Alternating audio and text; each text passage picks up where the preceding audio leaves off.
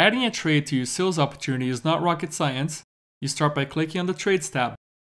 Later in another module, you learn how to use the DealerSocket app to facilitate this step, but for now, we'll work this for the desktop version. You start by typing the VIN of your customer's trade-in vehicle, and DealerSocket will decode most of the remaining information after you click Go. Complete the remaining fields as best you can, but most importantly, do not guess at the odometer reading or the exterior color.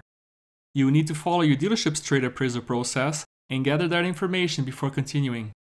Once you're done, click Save Trade. DealerSocket will allow a maximum of 3 trades to be attached to any opportunity. However, the odds of that happening are quite low.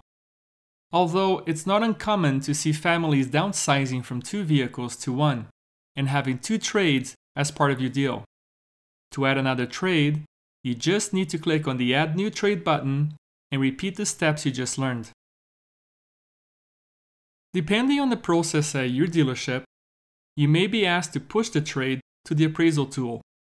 This means that DealerSocket will send all of the trade info you just entered into the trade appraisal tool so you don't have to re-enter the information.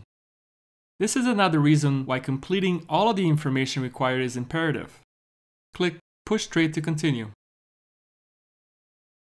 If your dealership has any appraisal integration set up, you need to click on it and click Push to complete this step.